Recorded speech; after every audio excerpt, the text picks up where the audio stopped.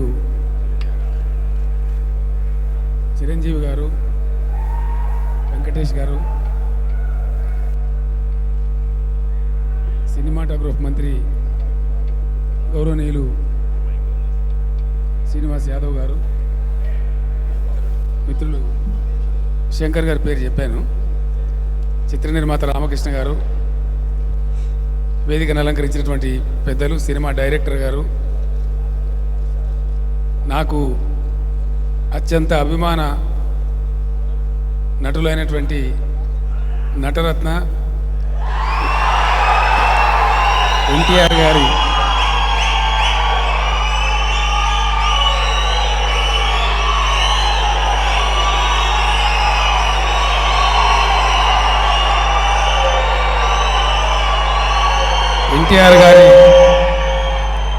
కుమారులు, సుప్రసిద్ధ సినీ నటులు గౌరవనీయులు బాలకృష్ణ గారు వారి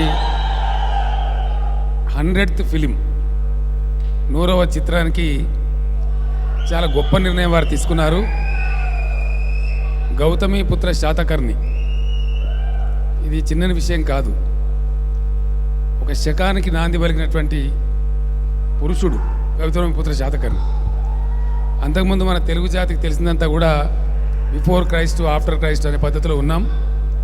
కానీ 100వ చిత్రానికి బాలకృష్ణ గారు తెలుగు ప్రజలందరికీ చరిత్రలో చిరకాలం గర్వంగా గుర్తుండిపోయే విధంగా ఈ శాతవాహన శకానికి సంబంధించినటువంటి కథావస్తువు తీసుకొని 100వ చిత్రాన్ని నిర్మించి తలపెట్టడం చాలా సంతోషం. నేను వయసులో బాలకృష్ణ గారు కొంచెం పెద్ద కాబట్టి అన్నగారి అభిమానిగా హృదయపూర్వకంగా బాలకృష్ణ గారికి నా ఆశీస్సులు, నా దీవెనలు. బాలకృష్ణ గారి 100వ చిత్రం ఖచ్చితంగా 200 రోజులు ఆడుతుందని మాత్రం చెప్పగలను. కారణం ఏంటంటే తెలుగు ప్రజలందరూ, అన్ని తరాల తెలుగు ప్రజలందరూ చూసి తెలుసుకోవాల్సిన కథాంశం ఈ గౌతమిపుత్ర శాతకర్ణి. తను 100వ చిత్రం చేయడమే కాకుండా తెలుగు ప్రజలకి, నందమూరి కుటుంబానికి మొదటి నుంచి ఉన్నటువంటి అభిమానం, ప్రేమ తెలియజెప్పడానికి, తెలుగు తనాన్ని ప్రపంచానికి మరొకసారి గట్టిగా తెలియజెప్పడానికి, మద్రాసీలు అని పిలువబడుతున్నటువంటి తెలుగు వారిని ఆంధ్రప్రదేశ్ అనేది ఒకటి ఉంది, తెలుగు జాతి ఒకటి ఉంది అని తెలిపినటువంటి మహానాయకుడు ఎన్టీ రామారావు గారు. తెలుగు జాతి గర్వించదగ్గ గొప్ప బిడ్డ ఆయన.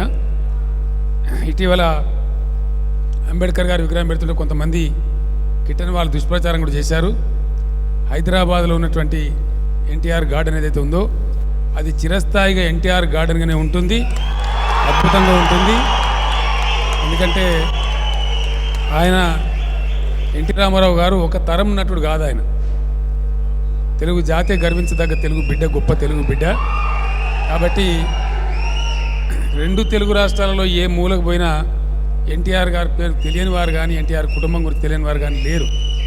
కాబట్టి అంత మహానాయకుడు, అంత గొప్ప వ్యక్తి యొక్క స్మారక చిహ్నం ఏదైనా సరే తెలుగు ప్రజలు గుండెల్లో పెట్టుకొని చూసుకునేటువంటి గొప్ప సందర్భం. వారి కొడుకుగా బాలకృష్ణ గారు 100వ చిత్రం అన్ని విధాలుగా విజయవంతం కావాలని వచ్చిన పెద్దలందరూ కూడా మహామౌలే వేతించారు. అందరూ కూడా ఆశీస్సులు అందించారు. చిరంజీవి మెగాస్టార్ గారు, వెంకటేష్ గారు పైరు ఏం స్టారో నాకు తెలియదు, విక్టరీ వెంకటేష్ గారు, శంకర్ గారు వచ్చారు, దాసరి గారు, సరే ఉన్నారు, రాఘవేంద్రరావు గారు, మహామౌలందరూ ఉన్నారు. ఇంతమంది దీవెనలతో సంగీతం శ్రీనివాసరావు గారు పెద్దలు, ఎన్టీఆర్ గారితోనే అనేక చిత్రాలు నిర్మించినటువంటి దర్శకులు వారు కూడా పెద్దలు కూడా వచ్చారు. నన్ను కూడా ఆశీర్వదించారు. ముహూర్తం స్టార్ట్ కొడతా ఉంటే ఇంతమంది మహామౌల సందర్భంలో సమక్షంలో జరిగినటువంటి ఈ ముహూర్తం గొప్పగా సినిమా అనుకున్నంత వేగంగా నిర్మాణమై రిలీజ్ అయ్యి తెలుగు ప్రజలకి, తెలుగు జాతి చరిత్రలో చిరస్థాయిగా నిలిచిపోయేటువంటి ఒక చారిత్రక సినిమా మిగిలిపోతుందని చెప్పి మీ అందరికీ కూడా తెలియజేసుకుంటూ మరొకసారి సోదరులు, మిత్రులు బాలకృష్ణ గారికి అభినందనలు తెలియజేస్తూ ఒక కోరిక ఉంది నాకు. సినిమా పూర్తయిన తర్వాత మొట్టమొదటి బ్యాచ్లో నాకు కూడా సినిమా చూపెట్టాలని కోరుకుంటూ, ఎందుకంటే మన చరిత్రకు సంబంధించిన అంశం కాబట్టి నేను ఫ్యామిలీతో సహా వచ్చి చూస్తాను. మళ్ళీ చిరంజీవి గారు మేమంతా కలిసే చూడాలని. ఫస్ట్ ఆడియన్స్ ఈ బ్యాచ్, స్టేజ్ మీద ఉన్న బ్యాచే ఫస్ట్ ఆడియన్స్ కావాలని చెప్పి అందుకు అవకాశం బాలకృష్ణ గారు కల్పించాలి, దర్శకులు గారు కల్పించాలని కోరుకుంటూ సంతోషం. Thank you.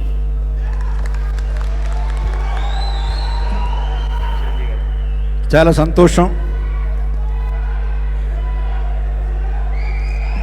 సీఎం గారి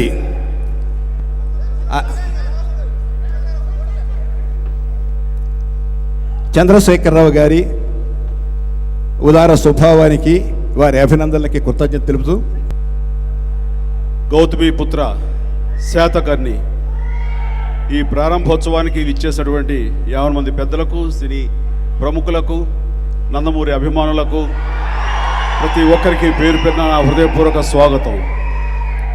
చాలా ఆనందంగా ఉంది. ఎందుకంటే 100వ సినిమా అనేది చాలా ప్రతిష్టాత్మకమైనటువంటి సినిమా. 100వ సినిమా గౌతమిపుత్ర శాతకర్ణి అని నిర్ణయం తీసుకోవడం అన్నది మొట్టమొదటి విజయంగా నేను భావిస్తున్నాను. ఇవి మైలురాయి వంటి సినిమాలు. ఇవి ఈ 100వ చిత్రం బాలకృష్ణ గారి చరిత్రలో ఇది అపూర్వమైనటువంటి సినిమాగా మిగిలిపోవడం ఖాయం. ఎందుకంటే ఎప్పుడైతే డైరెక్టర్ క్రిష్ని ఆయన కథని ఆమోదించి ఆయన దర్శకుడిగా పెట్టుకున్నారో అప్పుడే ఈ విజయం తథ్యం అన్న విషయం తేటతెల్లమైపోయింది. ఇలాంటి సినిమాకి, ఇలాంటి చారిత్రాత్మకమైన సినిమాలకు సరైన దర్శకుడు క్రిస్. కారణం ఆయనలో ఆథెంటిసిటీ ఉంటుంది. అది ఉదాహరణకి ఈ మధ్య సినిమా కంచె, అది సెకండ్ వరల్డ్ వార్ సినిమా. మన తెలుగులో అలాంటి హాలీవుడ్ స్థాయిని మరిపించే విధంగా తీసడం అనేది అది ఆషామాషి విషయం కాదు. అది క్రిస్ వల్లే అవుతుంది. అది అలాంటిది ఈ రోజున ఈ చారిత్రాత్మకమైన సినిమా శాతకర్ణి ఖచ్చితంగా ఆనాడు పూర్వకాలంలో ఎలా జరిగింది, ఎలాంటి ఆథెంటిసిటీ తోటి ఉంటుంది అన్నది మనకి తేటతెల్లంగా ఆయన తెర మీద చూపించగలరు. దానికి క్రిస్ అన్ని రకాలుగా న్యాయం చేస్తారు నమ్మకం నాకుంది. ఆ పాత్రలో ఇమిడిపోయి అత్యద్భుత నటనతోటి మనల్ని అందరినీ అలరిస్తారు బాలకృష్ణ అన్న నమ్మకం నాకుంది. ఇలాంటి పాత్రలు చేయటం బాలకృష్ణ గారికి అవలీలగా ఉంటుంది. ఆయనకి అది కేక్ వాక్. దాంట్లో ఆయన రాణిస్తారు, మనల్ని అలరిస్తారంటలో ఎలాంటి సందేహం లేదు. ఈ మధ్యకాలంలో 100 రోజులు ఆడటం అనేది గగనమైపోయింది. అలాంటిది ఈ cinema silver Jubilee, golden Jubilee ఆడాలని మనస్ఫూర్తిగా కోరుకుంటున్నాను. ఇది ఒక అద్భుతమైనటువంటి చిత్ర రాజ్యంగా మిగిలిపోవాలని మనస్ఫూర్తిగా కోరుకుంటూ, ఆ భగవంతుడికి, ఈ యొక్క యూనిట్కి, వీళ్ళందరూ కూడా శుభాశీస్సులు అందివ్వాలని మనస్ఫూర్తిగా కోరుకుంటూ ఆల్ ద బెస్ట్. ఒక legend Simha lion, my good friend. I wish him all the very best for the 100th film and Krish, the whole team.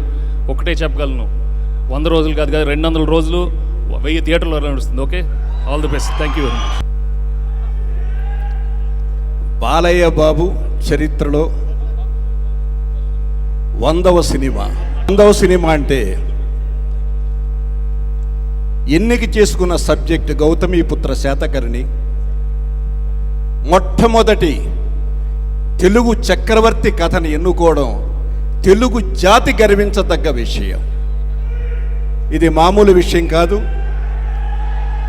33 రాజ్యాల్ని జయించి చక్రవర్తి అయిన గౌతమిపుత్ర శాతకర్ణి కథని ఈ రోజున మనం చేసుకుంటున్న ఉగాది పచ్చడి ఆయనతో ప్రారంభమైంది. అటువంటి మహనీయుడి చారిత్రాత్మక కథని నిజంగా తీయాలని ఆలోచన కృషికు రావడం, దాన్ని బాలయ్య బాబు ఆమోదించడం నిజంగా తెలుగు జాతి గర్వించదగ్గ విషయం అని మీ అందరికీ తెలియజేస్తుంది.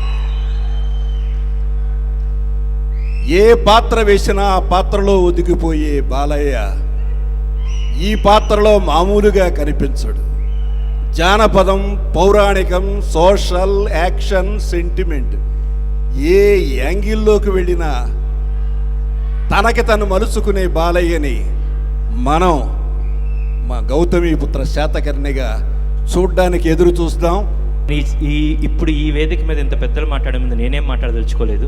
ఒక గొప్ప చిత్రాన్ని మలుస్తున్నా అనే భావన నాలో ఉంది. ఒక గొప్ప కథను తీసుకెళ్తే మరుక్షణమే దాన్ని ఆమోదించి చేద్దామని నన్ను ముందు నుండి నడిపిస్తున్న బాలయ్య బాబుకి మీరు అన్నట్టు జై బాలయ్య, జై జై బాలయ్య. ఇప్పుడు మన బాలయ్య మాట్లాడతారు.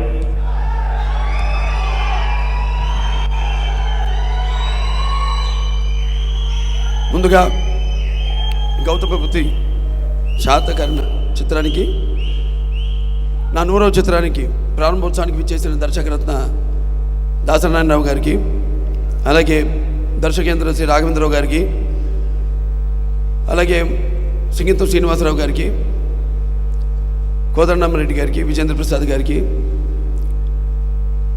అలాగే భరద్వాజ్ గారికి, మెగాస్టార్ చిరంజీవి గారికి, అలాగే విక్టరీ వెంకటేష్ గారికి, అలాగే మా ఆతిథ్యాన్ని అంగీకరించి ఈ కార్యక్రమానికి ముఖ్య అతిథిగా విచ్చేసిన తెలంగాణ రాష్ట్ర ముఖ్యమంత్రి శ్రీ కల్వకుంట్ల చంద్రశేఖర్ గారికి, అలాగే సినిమాటోగ్రఫీ శాఖ మార్చులు శ్రీనివాస్ యాదవ్ గారికి, మిగతా ఇక్కడికి వచ్చేసిన నా తోటి కళాకారులకు, సాంకేతిక నిపుణులకు, నిర్మాతలకు, అభిమానులకు ముందుగా మా యూనిట్ తరఫు నుంచి మీ అందరికీ ఆహ్వానం పలుకుతున్నాను. చాలా సంతోషంగా ఉంది ఈరోజు. ఎన్నో సినిమాలు అనుకున్న తర్వాత నా 100వ చిత్రం. ఎందుకంటే అనుకోవడానికి 100వ సినిమా అది సినిమా కావచ్చు అందరికీ, కానీ నాకు మాత్రం అది ఎన్ని విభిన్నమైన పాత్రలు చేసి నా ఈ యొక్క నటన ప్రస్థానంలో మరి 100వ చిత్రం అనగానే అనుకోకుండా అది కాకతాళీయంగా లేకపోతే యాదృచ్ఛికంగా ఎన్నో సినిమాలు కథలు వినడం జరిగింది. అందులో కొన్ని నచ్చాయి, కొన్ని నచ్చలేదు. ఎందుకంటే కొన్నేమో మన 100వ చిత్రం స్థాయికి, మరి నాకు 100వ చిత్రం అంటే ఇంకా ఎన్నో సినిమాలు చేయాలని ఒక ఆశ, తాపత్రయం, తపన ఉంది నాలో. ఎందుకంటే ఎప్పుడైనా సరే ఒక కొత్త దానాన్ని తెలుగువారు ఎప్పుడూ స్వీకరిస్తారు, ఆదరిస్తారు అనడానికి నాన్నగారి కాలం నుంచి కూడా ఆయన ఎన్ని వివిధ పాత్రలు చేసినా కూడా ప్రజల మీద నమ్మకంతో కాలం ఆయన వెంట నడిపించుకుంటూ, కాలం వెంట ఆయన నడవకుండా ఎన్నో చిత్రాలు ఆయన చేయడం జరిగింది. వాటిని అన్నిటికన్నా ప్రేక్షకులు ఆదరించారు. అలాగే ఆ తపన ఒక ఆయన వారసుడిగా మరి నాలో కూడా ఉంది. ఎన్నో రకరకాల పాత్రలు, వైవిధ్యమైన పాత్రలు చేయాలని, ఎన్నో మంచి కథా చిత్రాలు చేయాలని, అలా తపన ఇంకా నన్ను ముందుకు నడిపిస్తుంది. అటువంటి తరుణంలో మరి అందరూ ఎన్నో ఆశలు పెట్టుకున్నారు 100వ సినిమా అని. సరే, దానికి తగ్గ స్థాయికి కొన్ని కథలు లేవని అనుకోకుండా కాకతాళీయంగా యాదృచ్ఛికంగా అంజనీపుత్ర క్రిష్ గారు రావడం, ఈ యొక్క గౌతమిపుత్ర శాతకర్ణి కథను చెప్పడం, దాని తర్వాత నాకు అనిపించింది అవును చాలా గొప్ప పాత్ర. ఎందుకంటే మన తెలుగు శకానికి అంటే మనకి ఇద్దరు వ్యక్తులే సూచించారు, మన కాలాన్ని ఇద్దరు సూచించారు ఈ భూమి మీద. ఒకటేమో ఆయన క్రీస్తు అయితే, రెండవది ఈ యొక్క శాలివాహనుడు, అదే ఈ గౌతమిపుత్ర శాతకర్ణి. సరే, అటువంటి మహత్తరమైన పాత్ర ఆయనతోనే మొదలైంది. మన తెలుగు క్యాలెండరు కోలమానం, మన తెలుగు కోలమానం కాలం యొక్క కోలమానం ప్రారంభమైంది. అటువంటి అద్భుతమైన పాత్ర. ఇంకోటి బాధాకరమైన విషయం ఏంటంటే చాలామందికి తెలియని పాత్ర కూడా అయింది. అది దురదృష్టవశాత్తు అది నాకు బాగా బాధ కలిగించింది.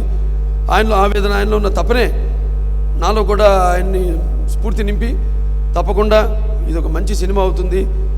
చాలామందికి తెలియని పాత్ర. ఎక్కడో తెలంగాణలో మన కోటిలింగాలలో పుట్టి కరీంనగర్ జిల్లాలో, అది వాళ్ళ తల్లిగారి ఊరు. అక్కడి నుంచి ఆయన మళ్ళీ అక్కడి నుంచి రాజ్యం పరిపాలించడం మొదలుపెట్టి తర్వాత ఆంధ్రలో అమరావతిలో ఆయన రాజధాని ఏర్పాటు చేయడం, అలా ఈ యొక్క పాత్ర యొక్క ప్రస్థానం. దీన్ని తప్పకుండా మనం తీసుకెళ్లాల్సిన ఆవశ్యకత ఉంది. ఎందుకంటే అక్కడ ఆంధ్రలో అయితే అక్కడ అమరావతి రాజధాని నిర్మాణం చేపట్టాము కాబట్టి దాని యొక్క ప్రాశస్త్యం. ఎందుకంటే బౌద్ధ వాంగ్మయానికి ఆనాడు ప్రాణ ప్రతిష్ఠ చేశారు అమరావతి గుహల్లో. అటువంటి పవిత్రమైన ప్రాంతాన్ని బౌద్ధహారాలు ఉన్నాయి ఎన్నో. అలాగే నాగార్జునుడు తిరిగిన నేల. అటువంటి సినిమాని అందించాలి తప్పకుండా. మామూలుగా మన వరకే కాదు, మన దేశం వరకే కాదు, అంతర్జాతీయ స్థాయిలో కూడా ఈ యొక్క పాత్రని మనకు తెలుగు జాతి ఎవరైతే ఒకే ఒక చక్రవర్తి, తెలుగు జాతికి ఒకే ఒక చక్రవర్తి, అతను గౌతమపుత్రి శాతకర్ణి. మొత్తం ప్రపంచాన్ని ఏకపత్యాది కింద పరిపాలించిన మహానుభావుడు. మన తెలుగు పౌరుషాలకే తెలుగు జాతి ఆత్మగౌరవం కూడా అందరికీ చాటి చెప్పిన మహానుభావుడు. మొత్తం రాజులందరినీ కూడా 33 రాజులను ఓడించి వాడికి 2 ఇచ్చాడు ఆప్షన్స్. ఒకటి, నాకు లొంగిపోండి లొంగిపోండి, లేదా మరణమే, చాయిసెస్ యార్స్ అన్నట్టు ఆ రెండితో అందరినీ ఒక కిందకి తీసుకొచ్చి యవనుల మీదకి దాడి చేసిన మహాచక్రవర్తి గౌతమపుత్రి శాతకర్ణి.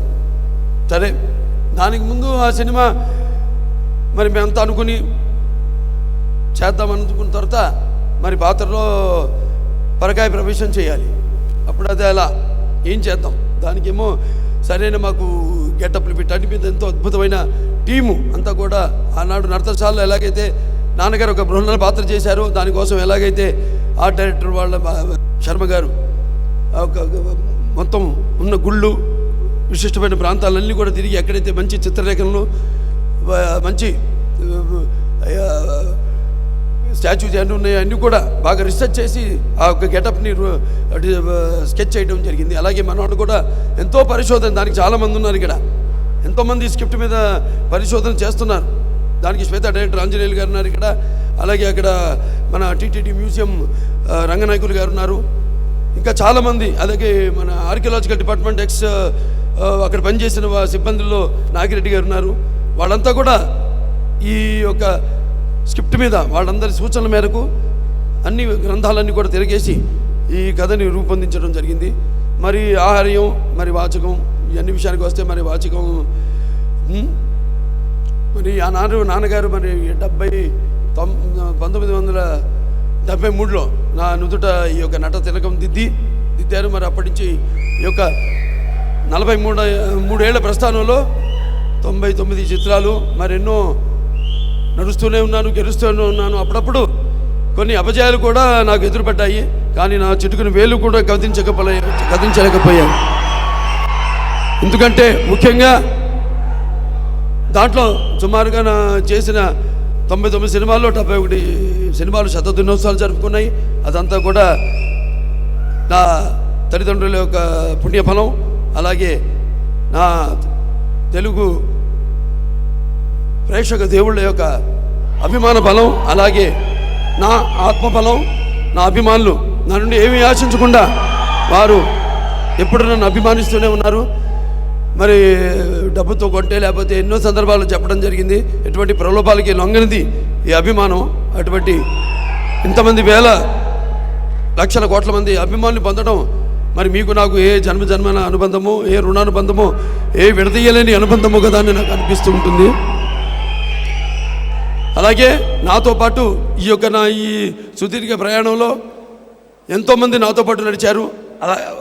అందుకే నా యొక్క ఈ నడకలో అడుగు వేసిన నా నిర్మాతలకైతేనేమి, దర్శకులకైతేనేమి, నా హీరోయిన్లకైతేనేమి, నా తోటి కళాకారులకైతేనేమి, నా సాంకేతిక నిపుణులకైతేనేమి, అలాగే అభిమానులకైతేనేమి, అందరికీ కూడా మొత్తం మన ఆంధ్ర తెలంగాణ రాష్ట్ర ఎక్కడెక్కడ తెలుగు వాళ్ళు ఉన్నారు తెలుగు వాళ్ళందరూ కూడా నా ఈ 100వ చిత్రాన్ని అంకితం చేస్తాం అని ఈ సందర్భంగా, అలాగే భారతదేశంలో ప్రపంచంలో ఉన్న తల్లులందరూ కూడా ఈ చిత్రాన్ని అంకితం చేస్తామని ఈ సభాముఖంగా తెలియజేసుకుంటున్నాము.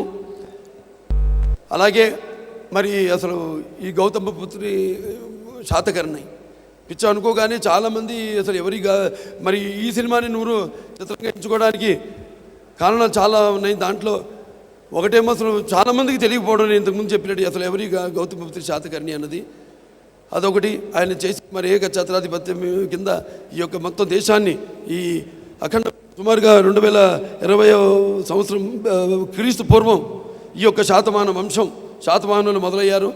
దానికి ఆద్యుడు శ్రీముఖుడు. దాని తర్వాత ఒక 420 సంవత్సరాలు పరిపాలించారు వాళ్ళు. అందులో 23వ రాజు ఈ గౌతమపుత్రి శాతకర్ణుడు. సో ఆయన చరిత్ర అందరికీ తెలియజేయాలి. ఏదైతే ఒక మంచి అవకాశం, అన్నీ తెలిసిన కథలే, తెలియని కథలైతేనే, తెలియని కథలంటే ఒట్టి ఊరికే పుక్కడి పురాణాలా కాకుండా దానివల్ల ఒక మంచి జరగాలని, అంటే నేను చెప్పినట్టు తెలుగు జాతి అలాగే తెలుగు కీర్తిని స్ఫూర్తిని పెంచడానికి మన ఈ తెలుగు భాష సంస్కృతి సాంప్రదాయాల్ని ఎలాగైతే చాటి చెప్పాడో ఆయన మహానుభావుడు నందమూరి తారక రామారావు గారు. అంటే కారే రాజులు రాజ్యములు కలిగిరే, కారే రాజులు రాజ్యములు కలిగిరే అని బొమ్మల పోతన్న గారు చెప్పారు మన మహాభారతంలో. కారే రాజులు కలిగిరే అని. అంటే దాంట్లో ఏంటంటే ముఖ్యంగా పుట్టిన వాళ్ళకి చావు తప్పదు, కానీ పుట్టిన వాళ్ళకి చావు ఈ పుట్టుకలతో ఎటువంటి భయం లేకుండా ఉండేవాళ్ళే శాశ్వతంగా నిలిచిపోయేవాళ్ళు, వాళ్ళే దైవాంశ సంభూతుడు అని సభాముఖంగా తెలియజేసుకుంటూ అటువంటి వారిలో నాకు తెలిసింది ఆది శంకరాచార్యులు వారు, లేకపోతే ఒక మధ్యాచార్యులు వారు, లేకపోతే ఒక వివేకానందుడు, ఒక గాంధీ, ఒక ఎన్టీఆర్, ఒక గౌతమ బుద్ధ శాతకర్ణుడు. అలాగే ఈ యొక్క సామ్రాజ్యం విస్తరణ అప్పుడు అశోక చక్రవర్తి మరణానంతరం ఆ తర్వాత ఈ ఆంధ్రులంతా కూడా ఈ యొక్క విశాలమైన ఈ ఆంధ్ర మహా సామ్రాజ్యాన్ని స్థాపించారు. సో అటువంటి మన పునాదులు మనం తెలుసుకోవడం, తెలియపరచడం భావితరాలకు మన కర్తవ్యాన్ని భావిస్తూ ఈ యొక్క చిత్రానికి పూనుకోవడం జరిగింది. సో అందరూ కూడా ముందుగా మా దర్శకుడు అంజనీపుత్ర క్రిష్ గారికి, అలాగే నిర్మాత రవీందర్ రెడ్డి గారికి, అలాగే శ్రీనివాస్ గారికి, అందరూ కూడా, అలాగే ఈ చిత్రానికి పనిచేస్తున్న సాంకేతిక నిపుణులు అయితేనేమి, నటీనటులు అందరూ కూడా నా అభినందన తెలియజేసుకుంటూ, అందరూ కూడా మాకు ఒక జనరల్గా ఒక అలవాటు, ముందుగా నెమ్మదిగా ఒక్కొక్క అంచెలుగా మెట్టెక్కుతూ ఎలాగైతే జీవితాన్ని మనం అన్ని రంగాలు కూడా మనం భాగించుకోవాలో అలాగే సినిమా కూడా అటువంటిది. సినిమా అనేది ఈనాడు ఒక నిత్యావసర వస్తువు. మరి ఈ దైనందిన కార్యకలాపాలలో పడి మనిషి ఎలాగైతే ఈ యొక్క వివిధ తనకి నచ్చిన వాటిని ఎంచుకుంటున్నాడో అలాగే వినోదం కోసం సినిమాని ఎంచుకున్నాను. సినిమా కేవలం వినోదం కోసమే కాదు, అటు కళ్ళు మూసుకుంటే కనేది కళ, కళతో అభినయించేది కళ, నిద్రపోతున్నప్పుడు కనేది కళ, నిద్రపోతున్న జాతిని మేల్కొల్పేది కళ అని అప్పుడు నాన్నగారు కొత్త నిర్వచనం ఇచ్చి రాజకీయానికి అయితేనేమి, కళకైతేనేమి, అలాగే ఈ యొక్క చిత్రం ద్వారా మంచి సందేశాన్ని జాతికి ఉపయోగపడే చిత్రంగా యావత్ మన జాతికే కాదు, దేశానికే కాదు, ప్రపంచానికే ఒక యోధుడి గాథ తెలియవలసిన అవసరం ఉంది. సో ఈ చిత్రంలో నటించడం అది నా పూర్వజన్మ సుకృతంగా భావించుకుంటూ మరొకసారి ఇక్కడికి ఈ యొక్క కార్యక్రమం విజయవంతం చేయడానికి విచ్చేసిన పెద్దలందరూ కూడా, ప్రముఖులకి అందరూ కూడా, దర్శకులు అయితేనేమి, నిర్మాతలు అయితేనేమి, కళాకారులు అయితేనేమి, సాంకేతిక నిపుణులు అయితేనేమి, అలాగే నా అభిమానులకైతేనేమి అందరూ కూడా నా హృదయపూర్వక కృతజ్ఞత అభివందనాలు తెలియజేసుకుంటూ నేను సెలవు తీసుకుంటున్నాను. ఆశయం లేనివాడికి విలువ లేదు, ఆవేశం లేనివాడు అసలు మనిషే కాదు. అంటే ఒకటి, నాకు నేను నచ్చితే నా అలవాట్లు కానీ నేను కానీ, ఇంకోటి నచ్చకపోతే దానివల్ల నష్టం లేదు. కానీ నాకు నేను నచ్చకపోయి నా అలవాట్లు నా ప్రవర్తన వల్ల ఇంకోటి మెచ్చుకున్నా సరే దానివల్ల లాభం లేదు. అదే నా జీవితం, అదే గౌతమిపుత్ర శాతకర్ణి జీవితం. తను అనుకున్న దారిలో వెళ్ళాడు, తను అనుకున్నట్టు జీవించాడు అతను. అదే నేను చెప్పాను ఇందాక, ఆయనకి నాకు నేను చదువుతున్నాను చెప్పా కదా, చాలా దీని మీద ఎంతో రీసెర్చ్ చేస్తున్నాను. దాంట్లో ఈ పుస్తకాలు చదవడంలో నాకు తెలిసిన విషయం ఏంటంటే ఆయనకి నాకు చాలా దగ్గర పోలికలు ఉన్నాయి. ఆవేశంలో అయితేనేమి, ఆలోచనలో అయితేనేమి. సో ఆలోచన లేనివాడు అసలు జీవితమే అంటే ఆవేశం లేనివాడు అసలు వాడు మనిషే కాదని, అలాగే ఎవరికి కావాల్సిన దారిలో వాడు నడిచి అదే అతనే డిక్టేటర్.